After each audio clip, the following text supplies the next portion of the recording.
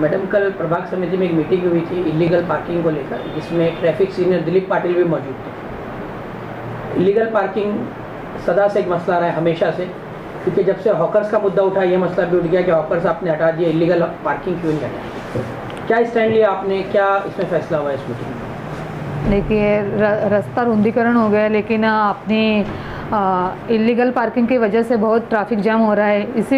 इसी को देखते हुए साळुंके साहब, शेंडगे साहब और गोसावी साहब, इन लोगों ने मीटिंग बुलाई और इस मीटिंग में सभी यूनियन के, रिक्शा यूनियन के अध्यक्ष, उपाध्यक्ष, सब नगर सेवक लोग उपस्थित थे, सभी अधिकारी उपस्थित थे।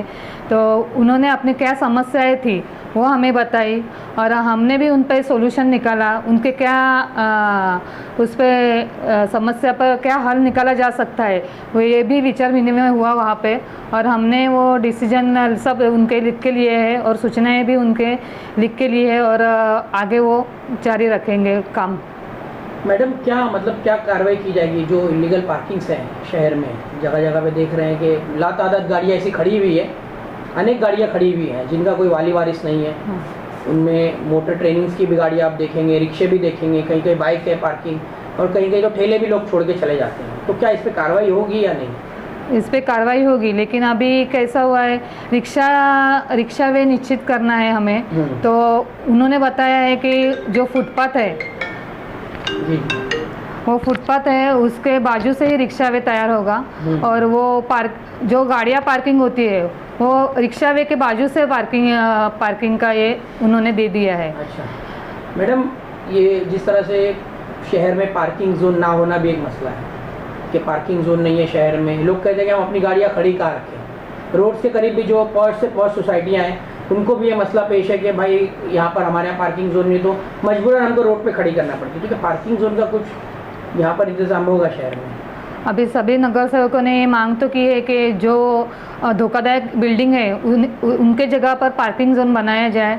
तो गोसावी साहब और शेंडगे साहब ने भी ये बोला है कि हम कोशिश तो करेंगे कि इन्हें पार्किंग जोन बनाया जाए करके।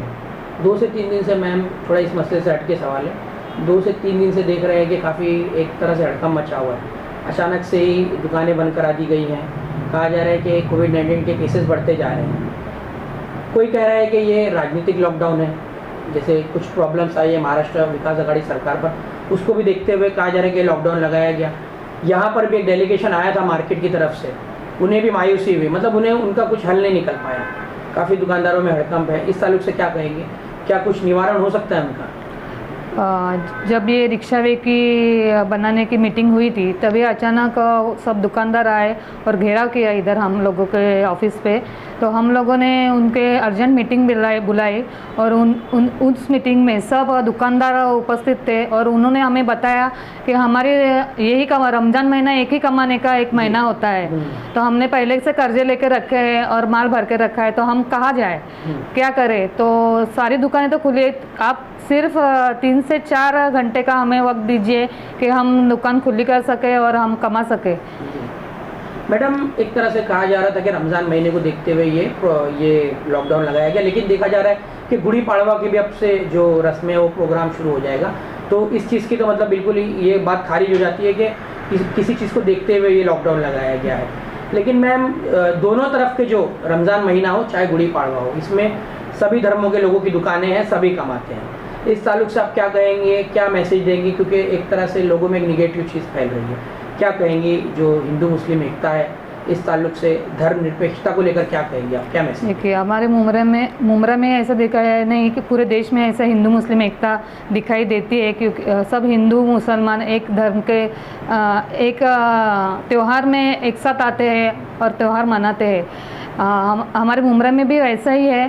तो मैं इतना ही कहना चाहूँगी कि अभी पेशेंट तो बढ़ रहे हैं, नहीं है ऐसा नहीं है, पेशेंट बहुत बढ़ रहे हैं, लेकिन हमने ऐसा एक लेटर कमिश्नर साहब को और कलेक्टर साहब को कल दे दिया है कि उन्हें कुछ घंटों के लिए दुकान खुली रखने की सहूलियत दी जाए और उनकी दुकानें खुली कर दी जाए। बोगस रिपोर्ट्स की भी बात चल रही थी मैम, कि बोगस रिपोर्ट्स भी दी जा रही है कहीं कहीं, क्योंकि देख रहे हैं आपके जिस तरह से डर है मैडम, ये एक कोविड-19 का, पहले एक तरह से दहशत थी इसकी, लेकिन जैसे जैसे वक्त गुजरा, जैसे जैसे इसका खुलासा हुआ, ये पता चला कि जिस तरह से इसको पेश किया जा रहा है उससे ये बहुत हटकर है। इतना वो नहीं है जितना इसको पेश किया जा रहा है। बोगस रिपोर्ट्स के जरिए भी फ़ायदा उठाया गया यहाँ पे कि जिसको चाहे कोविड-19 में डाल दिया, जिसको चाह, जिसका एक तरह से कहा जाए कि अगर खांसी की बीमारी है तो उसका इलाज भी ऐसी दवाइयों से किया जा रहा है जो उस पेशेंट के लिए नुकसानदायक। इस पर किस तरह से रोक लगाएंगे मैडम आप, क्योंकि कहीं ना कहीं फ़ायदा उठाया जा रहा है इस चीज़ का, क्या कहेंगे इस ताल्लुक से, क्या कदम उठाया जा सकता है? देखिए, अभी कोविड की वैक्सीनेशन आ गई है। जी। मुझे यही कहना है सारे लोगों से कि आप वैक्सीनेशन लगा लीजिए, क्योंकि सब लोग कहते कि इससे कोरोना तो होता ही है, ऐसा बोलते हैं। लेकिन ऐसा नहीं है, कोरोना होता है लेकिन उसका इन्फेक्शन बहुत ज़्यादा जल्दी अपने बॉडी में फैलता नहीं है। इसलिए मैं यही कहूँगी ज़्यादा से ज़्यादा सैनिटाइज़र का यूज़ करें, मास्क लगाए और घर से बिना वजह घर से बाहर ना निकले। होती आणि इलिगल पार्किंग होती, त्याच्यामध्ये आपले मुंब्रा प्रभाग समिती अध्यक्षा दीपाली मॅडम, दिलीप पाटील सर आणि भरपूर काही नगरसेवक आपले गोसावी साहेब सगळे तिथे उपस्थित होतात। चर्चामध्ये काय झालं, काय बोलणार सर?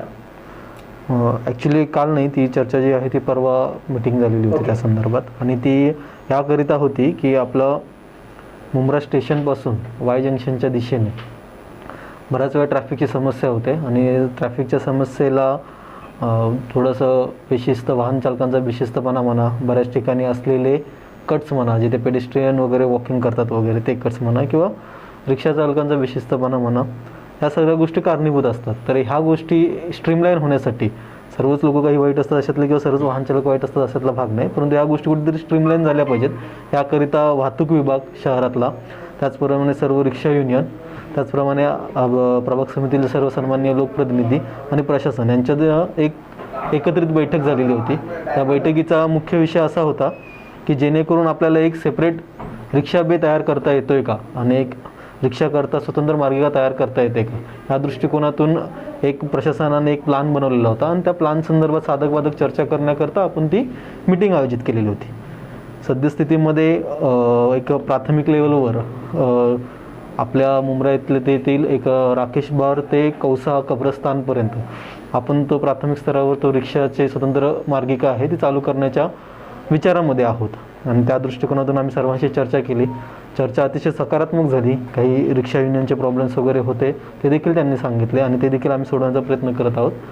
तर ह्या सर्वाच्या अनुषंगाने ती चर्चा होती। बस सर, जिस तरह से कहा जा रहा है कि इलीगल जो पार्किंग है उस पर कार्रवाई होगी, गाड़ियों को हटा दिया जाएगा, लेकिन जो बिल्डिंग है रोड की तरफ है, एक हमेशा से समस्या रही है कि शहर में पार्किंग जोन नहीं है। हमने भी आपको कहा था कि इलीगल पार्किंग पे आप कब कार्रवाई करेंगे, लेकिन अब लोगों का ये कहना है कि अब आप आए हैं यहाँ पर पार्किंग के लिए, आप निकल गए, आपने एक कदम स्टैंड ले लिया, लेकिन लोगों का कहना है कि आखिर जब पार्किंग जोन नहीं है तो हम कहाँ गाड़ियाँ खड़ा करें, तो क्या उसके लिए भी कुछ होगा? पार्किंग जोन की तरफ बढ़ेंगे हम? तुम्ही एक त्या विषय चांगला विचारलात।